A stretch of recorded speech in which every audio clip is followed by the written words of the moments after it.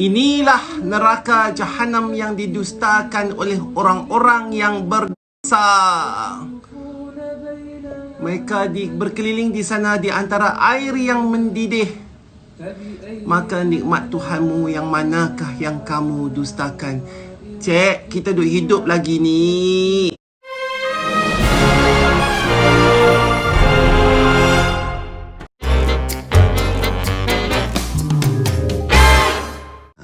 Siaplah hampa. Okey? Okey, jom kita dengar. Bismillahirrahmanirrahim. Okey, surah Al-Ahzab, kemarin aku rewind sikit, ya, ayat 59, Allah firman, "Wahai Nabi, katakanlah kepada isteri-isterimu, anak-anak perempuanmu dan isteri-isteri orang mukmin." Okey? Kepada bini kita, anak-anak perempuan kita kalau kita ada anak perempuan, dan juga isteri-isteri orang mukmin. Okey? Keseluruhanlah hampa-hampa yang duk dengar ni, insya-Allah. Hendaklah mereka menutupkan jilbabnya seluruh tubuh mereka. Yang demikian itu agar mereka lebih mudah untuk dikenali sehingga mereka tidak diganggu, dan Allah Maha Pengampun, Maha Penyayang. Pasal apa? Ni jom kita rongkai. Apa dia yang Tuhan kata lebih mudah dikenali? Apa yang Tuhan kata supaya mereka tidak diganggu? Dan apa yang Tuhan kata Allah Maha Pengampun, Maha Penyayang dalam firman ni? Allah Subhanahu Wa Taala memerintahkan Rasulnya sallallahu alaihi wasallam agar menyuruh khususnya kepada isteri-isteri dan anak-anak perempuannya, dan umumnya kepada perempuan-perempuan mukminah agar mereka menutupkan jilbabnya ke seluruh tubuh sehingga dapat dibezakan daripada perempuan-perempuan jahiliah dan budak-budak perempuan.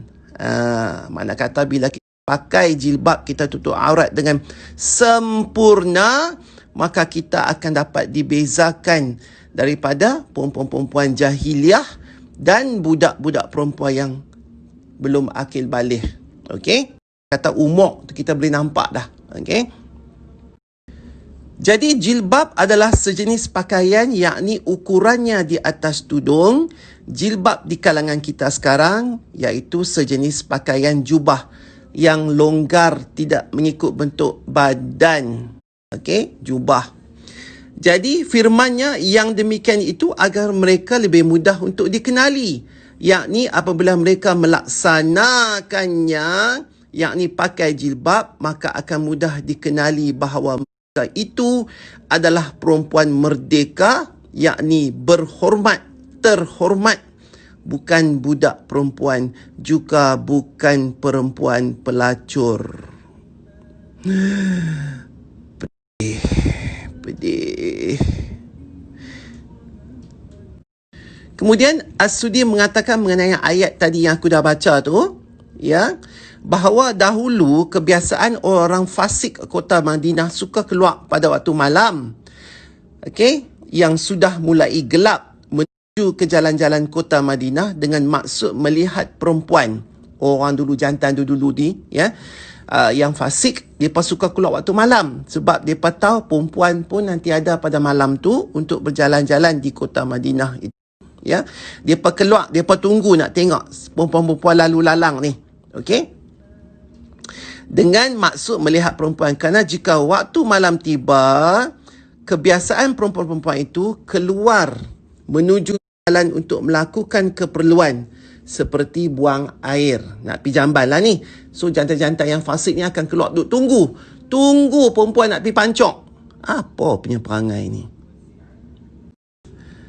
Para lelaki fasik itu mempunyai keinginan kepada para perempuan. Apabila mereka melihat perempuan berjilbab, maka mereka berkata, "Ini perempuan terhormat, tahanlah diri kamu." Tetapi apabila mereka melihat perempuan tidak berjilbab, maka mereka berkata, "Ini budak perempuan, segeralah mereka menghampirinya." Yang ni cerita dululah, nak tengok perempuan keluar malam-malam bersidai semua, tunggu perempuan nak pergi pancok. Tengok macam tu pun jadilah. Zaman lah ni tak payahlah nak keluar malam, tunggu bersidai nak tengok perempuan pergi pancok malam-malam. Tengok social media pun jadilah. Cukup banyak gambar-gambar yang boleh mendatangkan kepada lelaki-lelaki fasik. Disebut sini lelaki fasik. Ada lelaki yang tak fasik, tetapi kebanyakan mereka akan tergolong dalam lelaki fasik. Mujahid mengatakan bahawa perempuan-perempuan berjilbab dapat dipastikan bahawa mereka adalah perempuan terhormat, sehingga lelaki yang fasik, yakni jahat, tidak akan berani untuk mengganggunya dan bersikap mencurigakan. Dan firman-Nya, dan Allah Maha Pengampun, Maha Penyayang, yakni terhadap kelakuan mereka dahulu di zaman jahiliah ketika ilmunya belum ada pada mereka. Yakni zaman dululah. Lah ni hampa dah tahu, daripada kecil pun hampa dah tahu perempuan kena tutup aurat. Jadi Allah kata sini, zaman depa jahiliah tu, maka Allah tu Maha Pengasih dan Pengampun, akan menerima taubat dosa mereka itu. Lah ni hampa dah tahu perempuan kena pakai tudung, hampa pi pakailah. Okey, tak salah duk tunggu date-date cantik awal Muharram ke, tahun baru ke, bulan puasa ke. Dah dengar ni, pi capai tudung, buh atas kepala. Okey, lepas tu minta ampun, minta maaf dekat Allah ke atas dosa-dosa hampa yang tak tutup kepala sebelum ni.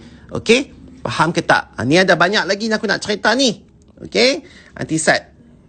Jadi kalau hampa ketegak juga, dah dengar tafsir ni pun hampa rasa macam nantilah mampu pi pada muka. Okey, mai sini aku bagi tahu. Riyadus Salihin diriwayatkan daripada Abu Hurairah radhiyallahu anhu, dia berkata Rasulullah sallallahu alaihi wasallam bersabda, ada dua golongan penghuni neraka yang kedua-duanya belum pernah aku lihat. Ni Rasulullah kata. Pertama, kaum yang memiliki kaki seperti ekor lembu yang digunakan untuk memukul orang. Kaki macam ekor lembu, duk keribah pimai-pimai. Itu penghuni neraka yang Rasulullah tak pernah tengok. Yang kedua siapa? Yang kedua adalah para wanita yang berpakaian tetapi sama sahaja dengan bertelanjang. Mereka berjalan dengan berlengguk-lengguk, mudah dirayu atau merayu, dan rambut mereka disasak, yakni digelung-gelung bagaikan bonggol unta. Para wanita tersebut tidak akan masuk syurga, bahkan tidak dapat mencium harum syurga. Padahal harum syurga itu dapat tercium daripada sana sini. Hadis riwayat Muslim. Dikatakan berpakaian tetapi sama sahaja seperti bertelanjang kerana pakaian-pakaiannya itu amat nipis atau tembus pandang, ketat, atau pakaian yang merangsang lelaki kerana sebahagian auratnya terbuka. Hadis tersebut mengandungi beberapa pengajaran, antaranya adalah peringatan dan ancaman agar berpaling daripada perbuatan yang tidak bermoral dan menyimpang daripada kesopanan. Juga merupakan ancaman bagi orang yang melepaskan hijab penutup aurat yang diperintahkan Allah terhadap wanita muslimah agar memakainya. Jadi, bukan tuan-tuan perempuan lah. Puan-puan, dengar ni nah, pakaian yang merangsang lelaki kerana sebahagian auratnya terbuka. Yang ni pun hampa kena jaga. Kadang-kadang selok tu terlampau pendek, kadang-kadang lengan terlampau pendek. Walaupun atas hampa pakai tudung tutup dada, tetapi sebab itulah perempuan ni susah sikit lah. Tapi hampa kena terimalah benda ni perintah Allah. Jadi Allah perintah tu untuk kebaikan kita. Bila kita melaksanakan perintah Allah, makna kata balasan tu sangat besar. Hampa mau tak balasan Allah? Kalau hampa tak mau, hampa kena tegak, hampa melingkup pilah duduk dengan penghuni syurga yang kaki dia macam ekor lembu. Tapi kalau hampa turut kata perintah Allah, alhamdulillah, masya-Allah, syurga duk menanti cik. Oi, passion tu biasa dulu nah. Nak hamba bagi terus terang, aku ni walaupun fashion designer dulu ni, baru je pencen, tapi sudut hati aku sebenarnya daripada dulu lagi, aku cukup suka tengok orang pakai jubah. Perempuan, baik lelaki, aku memang suka satu siluet yang sangat cantik. Tapi itulah masa tu aku tak boleh lah sangat nak tazkirah, bertadabur benda ni. Satgi hampa kata kat aku, hang pun fashion designer buat baju seksi dedah sana sini, pandai nak mengata kami, pandai nasihat kami. Sebab itulah aku tak tahan sangat-sangat. Maka aku pencen daripada fashionista supaya aku dapat sebarkan ilmu ni. Faham ke tak? Ibaratnya perempuan tak pakai tudung tapi buat bisnes jual tudung. Tak kena lah. Sebab tu aku kena berhenti, kena pencen, baru aku boleh habak puas-puas hati kat hampa semua. Faham ke tak? Dalam hadis Nabawi pula Aisyah duk cerita, dia kata Asma binti Abu Bakar masuk menemui Rasulullah sallallahu alaihi wasallam dengan mengenakan kain yang tipis. Maka Rasulullah sallallahu alaihi wasallam pun berpaling daripada melihat Asma. Baginda Rasulullah sallallahu alaihi wasallam bersabda, "Wahai Asma, sesungguhnya seorang wanita jika telah baligh tidak boleh terlihat daripadanya kecuali ini dan ini." Apa dia ini dan ini tu? Baginda menunjukkan wajah dan kedua-dua telapak tangannya. Mana kata yang selain daripada tu Asma adalah aurat wanita. Dan walaupun hang tutup, make sure lah kain tu tak nipis. Lepas tu, mai sini aku nak lepas bom sebiji lagi. Gedebum kat hampa. Daripada Abu Zar radhiyallahu anhu, daripada Nabi SAW, sebagaimana yang baginda meriwayatkan daripada Tuhannya, dia berfirman, "Hai hambaku," ni Allah firman, Allah firman, "Hai hambaku, kamu sekalian telanjang dan tidak mengenakan sehelai pakaian, kecuali orang yang aku beri pakaian. Oleh sebab itu, mintalah pakaian kepadaku, nescaya aku akan memberimu pakaian." Yang ni ada berbagai maksud lah hadis qudsi ni. Pakaian kita kena minta. Macam mana kita minta rezeki, minum, pakai apa semua tu. Pakaian pun sebenarnya kita kena minta. Maksud di sini, makna kata apa pakaian yang kita nak minta tu? Jenis pakaian-pakaian yang dibenarkan, yang diperintahkan oleh Allah. Bila dah Allah perintah pakaian macam tu, kita mintalah doa supaya Allah berikan keimanan kepada kita untuk kita mau dan rela dan reda memakai pakaian-pakaian yang seperti diperintahkan. Okey? Dan satu lagi, mungkin pakaian itu adalah pakaian-pakaian iman. Jadi faham ke tak puan-puan sekalian? Aku ni walaupun fashion designer, aku lulus sangat-sangat hampa kalau pakai jubah dengan tudung bawah 4 sagi. Cantik, segak. Hampa nak bagi nampak menarik, hampa belilah kain mahal sikit. Nak nampak kata hampa kaya, hampa buhlah cincin merelap sikit kat jari tu. Nampak dah lah segak. Tak payah, nak susah payah, kremot sana, kremot sini, cari idea sana sini, tak payah. Pakai elok-elok, sempurna, tutup karpat macam tu. Lagi pun orang perempuan ni sebenarnya, kalau hampa tak pakai tudung, ada satu ketika kan, kalau hampa jenis tak bersiap ke apa, sebenarnya tudung dan jubah tu menampakkan kekemasan kepada wanita. Kalau hampa jenis nak buka rambut, nak free hair, rambut tu kalau hampa blow cantik-cantik, apa juga sergum, tak cantik. T-shirt lehat luas, herot sana sini, nampak tali baju dalam apa semua, tak sempurna. Kalau hampa sarung naik jubah dengan tudung bawah tu, buh tu segak dah, nampak muka saja. Muka tu kan Allah dah bagi segak-segak, tak kira lah tembam ke bulat ke apa ke kan. Lagipun bukan muka segak, muka tak segak yang Allah pandang. Ingat tu. Allah pandang kepada iman kita. Kalau hampa ni iman tinggi, hampa tak beban nak pakai tudung tu. Sebab tu adalah perintah Allah. Pasal apa kita duk solat? Pasal apa kita duk solat? Yang tu perintah Allah. Bolehkah kita beban?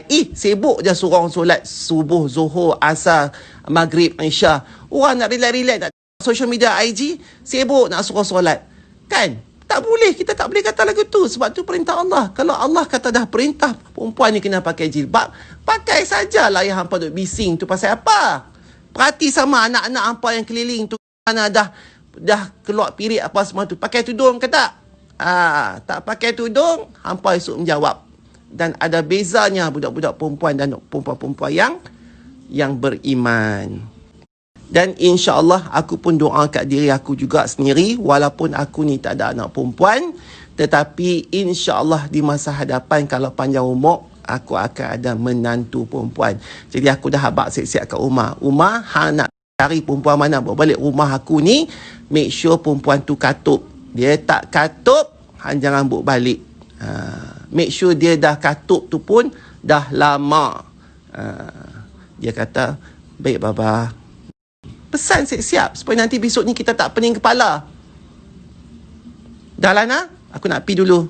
Assalamualaikum warahmatullahi wabarakatuh. Siapa yang terasa tu minta maaf. Bukan aku yang kata nak. Yang ni Quran yang kata. Tolong perjelaskan saja. Wallahu alam.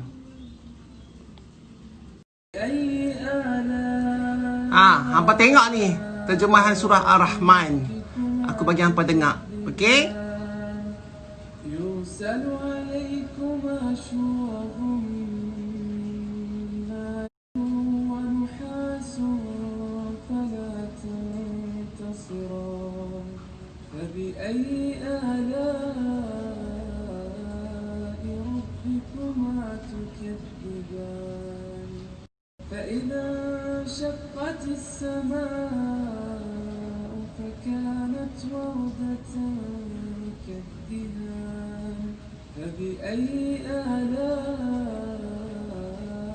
ربكما تكذبان فيومئذ لا يسأل عن ذنبه إنس ولا جان فهما تكذبان يعرف المجرمون بسيماهم فيؤخذ بالنواصي والأقدام فبأي آلاء ربكما تكذبان هذه جهنم. Inilah neraka Jahannam yang didustakan oleh orang-orang yang berdosa. Mereka berkeliling di sana di antara air yang mendidih. Maka nikmat Tuhanmu yang manakah yang kamu dustakan? Cik, kita duk hidup lagi ni. Alhamdulillah, besok ni dah tak apa pun tak ada. Habis dah kita. Okay, bye.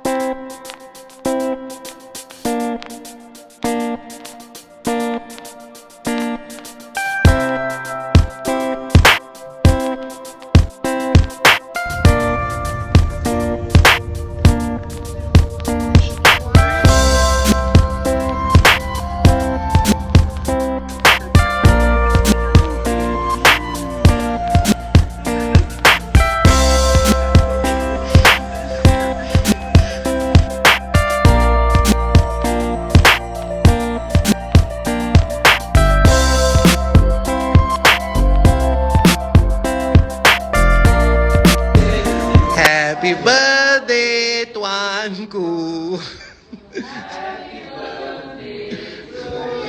Besar nah. Panggil semua sekali. Turun. Panggil other staff turun. Aku nak celebrate kali. Ada orang ni dia suka aisin. Mana kek tadi saya bawa?